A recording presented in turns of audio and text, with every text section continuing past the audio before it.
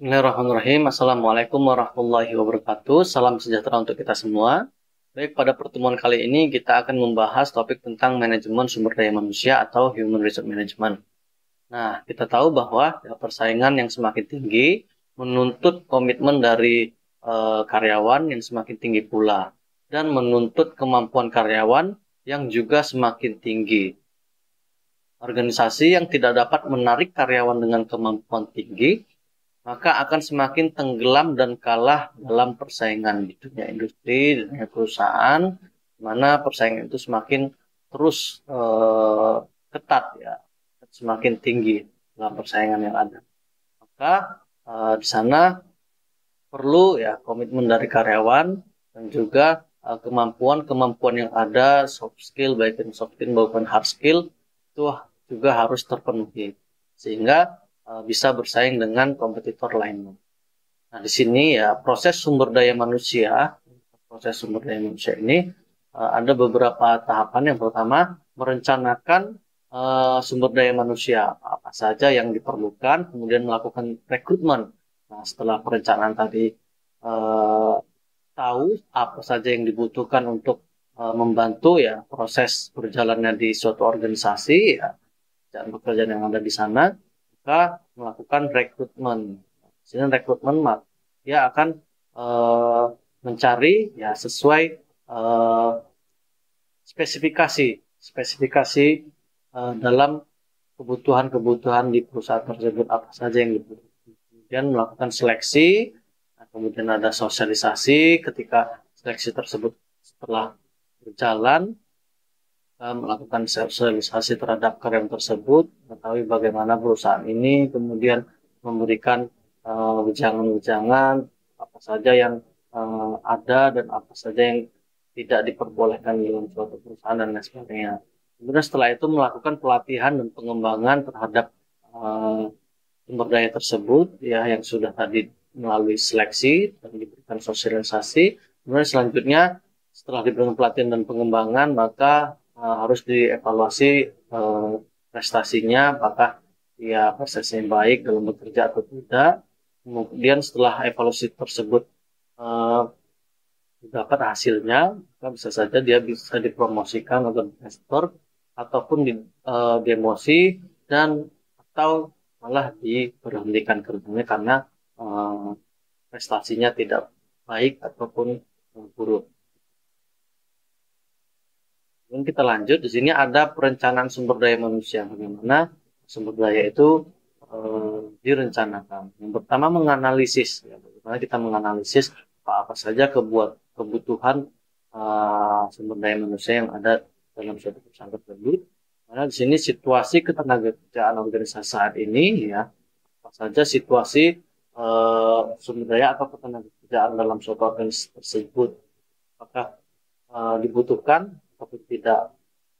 Nah, kemudian rencana organisasi di masa mendatang. Nah, ini juga menjadi bahan pertimbangan atau bahan dalam menganalisis rencana-rencana ke depan. Karena bisa mencapai tujuan di masa mendatang, maka apa yang diperlukan. Dan juga berkaitan dengan lingkungan eksternal organisasi. Lingkungan eksternal organisasi bagaimana? Ini yang menjadi tahap-tahap dalam perencanaan sumber daya manusia dalam menganalisisnya. Kemudian setelah itu, setelah menganalisis, maka dilanjut dengan memperkirakan kebutuhan tenaga kerja organisasi masa mendatang, itu meliputi jumlah, kualitasnya, dan kuantitasnya, baik berupa jumlahnya dan kualitas dari tenaga kerja tersebut. Kenapa? Setelah dapat dianalisis, maka akan dapat jumlahnya berapa dan kualitasnya seperti apa.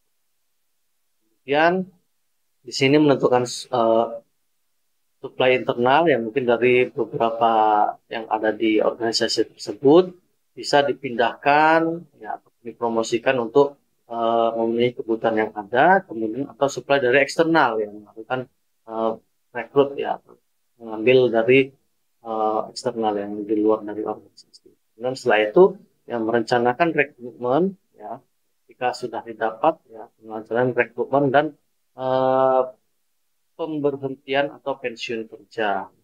Sudah tepat, maka eh, selanjutnya yaitu melakukan rekrutmen dan atau yang memberhentikan eh, seorang tersebut ataupun pensiun, dia sudah pensiun, dilihat dari analisis dan kebutuhan tenaga tersebut.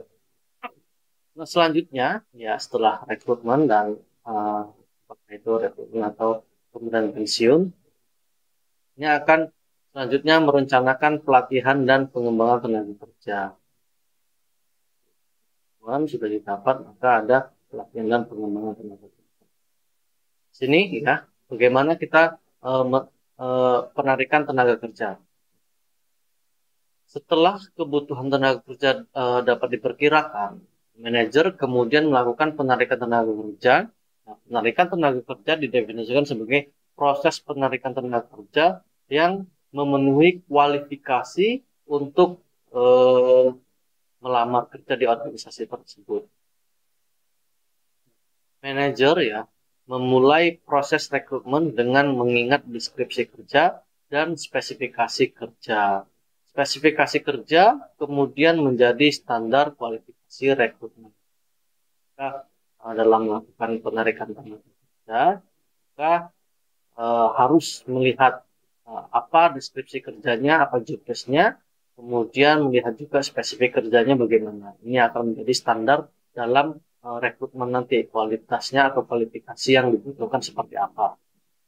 Nah, kemudian ya eh, penarikan tenaga kerja dapat dilakukan melalui dua cara. Yang pertama melalui internal dan eksternal. Di sini internal ini melalui cara internal, yaitu cara dengan calon pengisi posisi tertentu ya dicari dan diseleksi dari tenaga kerja yang ada di organisasi saat ini, ya, seperti yang sudah disampaikan di slide sebelumnya. Kalau eksternal ya, penarikan tenaga kerja internal ini eksternal. Penarikan tenaga kerja internal ya berusaha menarik calon tenaga kerja dari luar organisasi. Ya, manajer dapat mengiklankan posisi pekerjaan ya yang lowongan melalui surat kabar atau mencerna atau dari media sosial. Ya, sekarang gampang malah banyak media-media sosial yang khusus ya, apa namanya itu bisa apa ya? Biasa ada khusus ya khusus khusus media sosial, ada akun-akun yang khusus membahas tentang loker-loker ya atau lowongan pekerjaan. Nah, sini manajer juga dapat langsung menarik tenaga kerja melalui universitas yang akan menghasilkan lulusan yang dihendaki. Sengaja perusahaan tersebut bekerja sama dengan suatu universitas, kemudian lulusannya sesuai dengan kualifikasi yang ada, ya graduate ataupun uh, soft skill ataupun hard skillnya sesuai dengan yang dibutuhkan oleh perusahaan tersebut bisa diambil dari universitas. Kemudian tahapan seleksi. Seleksi ini ditujukan untuk memilih tenaga kerja yang diinginkan. Jadi ada tahapan-tahapan yang harus dilalui oleh calon tenaga kerja. Nah, idealnya seleksi merupakan proses dua arah. Nah, organisasi menawarkan posisi kerja dengan lingkungannya, sedangkan calon tenaga kerja mengevaluasi organisasi dan daya tarik posisi serta imbalan yang ditawarkan. Sini apakah organisasi tersebut menerima uh, calon tenaga kerja tersebut ya dengan imbalannya sesuai dengan kualifikasi, dan ataupun ya calon tenaga kerja tersebut apakah menerima juga dengan uh, posisi yang ditawarkan dan juga penawaran imbalan ataupun penawaran gaji yang diberikan. Ini idealnya seleksi ini ada dua arah, prosesnya dua arah. Dan selanjutnya masuk pada proses seleksi. Bagaimana seleksi itu dilakukan? Yang pertama, lamaran kerja, perusahaan itu eh, perusahaan mengiklankan apa lowongan kerja yang ada di perusahaan tersebut, apa saja yang dibutuhkan, di posisi mana saja. Kemudian ada wawancara awal ketika sudah masuk ya pelamar-pelamar yang ada yang dibutuhkan tersebut. Sebelumnya diseleksi dulu apakah ini sesuai dengan kualifikasi atau tidak. Ya, biasa dari seleksi administrasi misalnya. Ya, dokumen-dokumennya sudah sesuai, maka ada tahap wawancara awal. Wawancara awal bisa em, menanyakan apa-apa saja yang dasar yang perlu ada di diri calon tersebut. Kemudian selanjutnya melakukan tes tes kemampuannya, apakah dia bisa mengerjakan pekerjaan yang dibutuhkan atau tidak. Kemudian selanjutnya mengevaluasi latar belakang calon pekerja. Dievaluasi apakah calon pekerja ini latar belakangnya seperti apa, apakah akan berdampak buruk di kemudian hari ketika latar belakangnya seperti ini dan sebagainya. Kemudian setelah itu melakukan wawancara kembali yang mendalam ya, misalnya wawancara user yang berkaitan dengan job desk yang harus dilakukan atau posisi yang ada. Misalnya saja jika dia sebagai posisinya marketing, maka lebih mendalam, lebih spesifik. Dia misalnya apa dan apa yang akan dia lakukan ketika dia ternyata diterima dalam proses rekrutmen tersebut.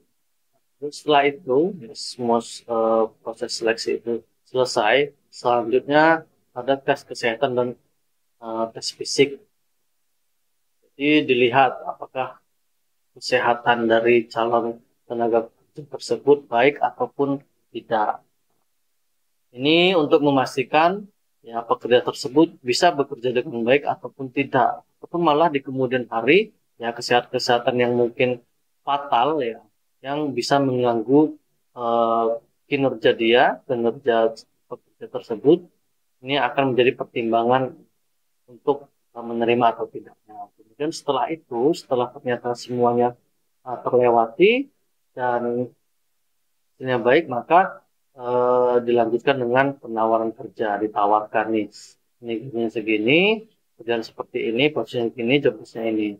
Jika dia bersedia, jadi ada dua arah, ini juga bersedia, ya silakan mendatangi lanjut dokumen-dokumen yang diperlukan sebagai calon tenaga kerja tersebut, ataupun dia menolak karena tidak sesuai dengan ekspektasinya, tidak sesuai dengan harapannya, karena gajinya terlalu rendah. Nah, kebanyakan juga kayak viral di beberapa eh, media sosial ya, beberapa waktu ini banyak ada pegawai yang diterima, namun mereka mengundurkan diri karena berbagai alasan, misalnya karena posisinya tidak sesuai, imbalan ataupun uh, selebihnya di bawah yang diharapkan tidak sesuai dengan tunjangan-tunjangan dan sebagainya. Nah, ini dia akan menentukan apakah ia eh, jadi pekerja dalam suatu organisasi tersebut atau tidak. Kemudian selanjutnya sosialisasi, ada sosialisasi setelah tenaga tersebut diterima, ya, diterima di organisasi tersebut, ya, dan sudah menandatangani, ya. Kemudian tahapan berikutnya yang diperlukan adalah sosialisasi. Karyawan baru ini diperkenalkan mengenai organisasi yang ada, kemudian kebijakan bagaimana, prosedur atau peraturan yang diberlaku di perusahaan tersebut apa atau di organisasi tersebut apa, sejarahnya yang timbul, kemudian misi organisasi tersebut, kemudian teman kerjanya bagaimana, dan informasi lain yang relevan dengan karyawan baru tersebut yang diperlukan uh, dalam sosialisasi uh, karyawan baru tersebut. Ya, tujuannya apa? Agar eh, karyawan baru tersebut ya mengetahui ya, sejarahnya, kemudian peraturan yang eh, ada di organisasi tersebut, misinya apa, visinya apa, lingkungannya bagaimana. Nah, ini akan menjadi gambaran depannya agar karyawan tersebut uh, bisa menggambarkan atau uh, bisa ke depannya akan bekerja dengan baik, bisa menggambarkan bagaimana nanti bekerja di sana. Nah, dengan sosialisasi ini, dengan melakukan sosialisasi, karyawan baru itu diharapkan dapat berintegrasi secara lancar dengan organisasi ini. Bisa uh, kecimpung atau masuk ya, berintegrasi dengan uh, lingkungan organisasi tersebut, bisa menyesuaikan diri. Nah, selanjutnya melakukan pelatihan dan pengembangan. Nah, pelatihan ini ditujukan untuk menjaga dan meningkatkan prestasi kerja saat ini. Sedangkan pengembangan itu ditujukan untuk meningkatkan prestasi saat ini dan masa mendatang. Baik itu manajer maupun manajer akan mengalami pelatihan atau pengembangan meskipun dengan cara yang berbeda-beda. Jadi ada namanya pelatihan untuk mengembangkan kemampuan-kemampuan yang ada dalam diri karyawan dan melakukan pengembangan. Nah, kemudian kita masuk pada bagian langkah-langkah dalam pelatihan dan pengembangan. Nah, di sini yang pertama menganalisis kebutuhan pelatihan, apa saja yang dibutuhkan, bisa saja ya pimpinan atau manajer itu menanyakan langsung kepada karyawan atau kepada bawahannya apa yang diperlukan untuk meningkatkan pekerjaan yang ada. Ataupun ya dalam diri manajer sendiri yang menganalisis kebutuhan pelatihan yang harus didapat oleh karyawan agar uh, menunjang proses kerja itu menjadi lebih baik karena sudah dilakukan oleh pelatihan, sudah dilatih karyawan. Kemudian setelah ditentukan ya kebutuhannya apa sudah didapat, maka selanjutnya menentukan tujuan pelatihan, tujuannya untuk apa pelatihan ini. Setelah tujuan tersebut didapat, maka selanjutnya merencanakan dan mengembangkan program pelatihan. Tujuannya apa ya? Tujuannya untuk meningkatkan kemampuan dari karyawan tersebut. Kalau misalnya pengembangan website atau website perusahaan, saudara membuat program-program pelatihan yang tujuannya sesuai dengan tujuan yang diharapkan yaitu untuk website misalnya. Kemudian selanjutnya menjalankan pelatihan dan pengembangan. Setelah itu, setelah program tersebut direncanakan dan dikembangkan, maka ya, dijalankan pelatihan tersebut. Bisa dari on job ya, on job ataupun off job. Biasanya on job ini lebih fleksibel ya, dia uh, masih tetap bekerja, kemudian dia melakukan pelatihan-pelatihan yang diperlukan ya. Ini dalam artian karyawan tersebut masih tetap bekerja dan juga pelatihan tersebut juga berjalan. Kemudian kalau off job ya ini biasanya seperti kuliah lagi dia kuliah dulu, kuliah lagi di misalnya di magister manajemen, sini dia bisa lebih fokus dengan pengembangan dirinya. Dan dia di sini tidak repot lagi ya karena harus kerja repot karena dia sudah off job. Jadi tugas dia yaitu ya melaksanakan pelatihan atau belajar gitu agar mendapatkan kemampuan-kemampuan yang dibutuhkan oleh perusahaan. Baik on job ataupun job ini pelatihan itu harus dilakukan, ya, dijalankan. Nah, setelah dijalankan maka dievaluasi terhadap pelatihan tersebut apakah sesuai dengan tujuan yang dicapai atau tidak ya. Setelah itu maka dilakukan modifikasi pelatihan. Di mana hasil dari evaluasi tersebut ya terus dikembangkan dan dimodifikasi untuk pelatihan-pelatihan selanjutnya agar lebih efektif dan efisien. Selanjutnya kita masuk pada evaluasi prestasi. Bagaimana prestasi tersebut dalam suatu organisasi, prestasi seorang karyawan dievaluasi. Yang pertama pelaksanaan evaluasi, yaitu evaluasi prestasi merupakan evaluasi formal terhadap prestasi anggota organisasi, di mana evaluasi tersebut dapat dilakukan secara informal, misalnya manajer menegur kesalahan kecil yang dilakukan karyawan atau manajer memuji apabila karyawan berhasil melaksanakan tugasnya dengan baik. Nah, kemudian kedua, masalah dalam evaluasi prestasi. Ya. Bagaimana evaluasi ini dilakukan ya dengan adil, ya, di mana diharapkan dapat meningkatkan produktivitas karyawan. Karyawan ini yang tidak berprestasi, baik memperoleh umpan balik dan diharapkan akan meningkatkan prestasinya. Di sini kadang-kadang cara evaluasi ini tidak memperbaiki situasi. Kadang evaluasi ini tidak memperbaiki situasi, sama saja. Nah, karyawan yang ditegur atau yang dinilai tidak baik akan merasa tersinggung atau frustasi. Dia eh, bisa saja karyawan tersebut merasa tersinggung dan frustasi sehingga mengakibatkan turunnya tingkat kinerjanya. Mungkin ada beberapa masalah ya dalam konflik kerja. Nah, hal ini akan semakin memperburuk prestasinya, sehingga harus benar-benar memperhatikan apakah evaluasi tersebut tepat, ya, metodenya tepat atau tidak.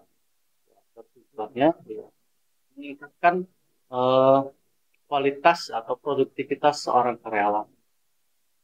Kemudian selanjutnya promosi, demosi, transfer, dan pemberhentian kerja. Di sini setelah dilakukan evaluasi, maka muncullah hasil evaluasi tersebut. Apakah karyawan tersebut karyawan tersebut mempunyai prestasi yang baik, maka karyawan tersebut perlu diakui prestasinya. Karirnya akan naik, misalnya karir karyawan tersebut perlu dikembangkan dan salah satu bentuk pengembangan karir tersebut dilakukan melalui promosi. Dia naik eh, jabatan ataupun di level yang lebih tinggi dari posisi sebelumnya. Dengan promosi, karyawan akan memperoleh posisi atau prestis, ya, atau wewenang dan tanggung jawab yang lebih tinggi. Promosi dengan demikian harus berdasarkan pada pertimbangan yang adil dan fair ya. Nah, kalau transfer ini berarti memindahkan kerja baik dalam arti lokasi maupun jenis pekerjaan. Nah, jika karyawan tersebut menunjukkan prestasi atau malah merugikan organisasi, karyawan tersebut diturunkan jabatannya atau didemosikan. Demosi ini merupakan tindakan pendisiplinan yang cukup berat. Ya. Tindakan pendisiplinan dilakukan apabila karyawan melanggar aturan atau berprestasi jelek dengan sebaiknya dilakukan melalui beberapa tahap. Mana tahap yang ditawarkan yaitu peringatan. Oke, surat peringatan, kemudian denda, kemudian bisa menaktifkan kerjanya, kemudian melakukan transfer ya, kemudian atau demosi yaitu dari level A kemudian turun level 1 ya misalnya lebih tinggi kemudian turun ke level di bawahnya dan atau diberhentikan sampailah diberhentikan. Kemudian eh, selanjutnya ya, pemberhentian kerja itu merupakan alternatif terakhir apabila demosi atau transfer bukan alternatif lain yang layak. Sudah tidak bisa diperjuangkan lagi karyawan ini, ternyata dan sudah eh, tidak bisa ditoleransi lagi, baik dari kinerjanya maupun pelanggaran-pelanggaran yang telah dilakukannya, maka salah satu alternatif yang terakhir yaitu ya pemberhentian kerja. Dia dipecat atau bahasa lain dikeluarkan dari pekerjaan atau dari organisasi. Nah, beberapa organisasi ya bisa saja membantu mencarikan kerja untuk karyawan yang diberhentikan melalui pelatihan ya pelatihan kembali atau menghubungkannya dengan biro pencari kerja yang lain di organisasi lain. Ini saya ada karyawan nih bahkan. Nah, ada beberapa organisasi yang memberikan pelayanan tersebut. Nah, meskipun tampaknya pemberian kerja dapat dilakukan dengan mudah, namun ya pada praktiknya pemberian kerja akan terkait dengan pihak-pihak luar, misalnya Departemen Ketenagakerjaan, ada peraturan-peraturan yang harus dijalankan sehingga pemberian kerja, pemberhentian kerja dalam beberapa situasi harus dikonsultasikan dengan pihak luar agar tidak menjadi kendala ya bagi organisasi tersebut, tidak sembarangan dalam memberhentikan seseorang. Nah, sekarang juga ada Departemen Ketenagakerjaan ya. Seperti itu yang mengawasi eh, bagi organisasi-organisasi yang eh, mempekerjakan karyawan atau mempekerjakan tenaga. Baik, selanjutnya yaitu rangkuman. Ini bisa kita lihat ya, dimana proses manajemen sumber daya ini dimulai dari perencanaan SDM-nya, penarikan, seleksi, sosialisasi, pelatihan dan pengembangan, serta evaluasi prestasi. Setelah muncul evaluasi prestasi, kemudian promosi, transfer, demosi, atau pemberhentian kerja. Nah, perencanaan tenaga kerja dimulai dengan analisis kebutuhan tenaga kerja, ya, dianalisis terlebih dahulu kebutuhan apa, yaitu membutuhkan kebutuhan atau penawaran yang ada saat ini, ya. Kemudian melakukan rekrutmen atau penarikan tenaga kerja. Setelah itu proses seleksi merupakan tahap selanjutnya. Nah, di seleksi-seleksi yang sudah ditentukan ya. Bagaimana seleksi tersebut ya dilalui, tujuannya apakah calon tenaga kerja tersebut sesuai dengan kualifikasi yang sudah ditentukan. Nah, bagaimana karyawan yang terpilih, kemudian eh, setelah karyawan tersebut terpilih ya sesuai kualifikasi, selanjutnya ditawarkan eh, kerja. Kemudian setelah itu dilakukan pelatihan dan eh, pengembangan, dilakukan pelatihan dan pengembangan. Sebelum itu juga ada sosialisasinya. Nah, kemudian melakukan evaluasi prestasi yang formal ya dan menyeluruh perlu dilakukan sebagai basis promosi dan penggajian. Nah, kemudian juga manajer harus berhati-hati terhadap masalah dalam evaluasi prestasi. Promosi, demosi, transfer atau pemberhentian kerja yang dilakukan sebagai respon terhadap prestasi karyawan. Harus berhati-hati. Jangan sampai eh, dalam proses evaluasi tersebut menjadi masalah ataupun kendala. Baik, cukup sekian pembahasan kita pada hari ini. Silakan teman-teman jika ada yang perlu ditanyakan atau yang belum paham dalam pembahasan kali ini atau materi kali ini, silakan dimanfaatkan forum diskusi yang ada ataupun teman-teman ada yang ingin disampaikan ataupun ada topik diskusi ya ataupun pengalaman ya dalam manajemen sumber daya Indonesia ini, silahkan dimanfaatkan forum diskusi yang ada. Baik, mungkin cukup sekian, semoga bermanfaat. Saya akhiri, assalamualaikum warahmatullahi wabarakatuh.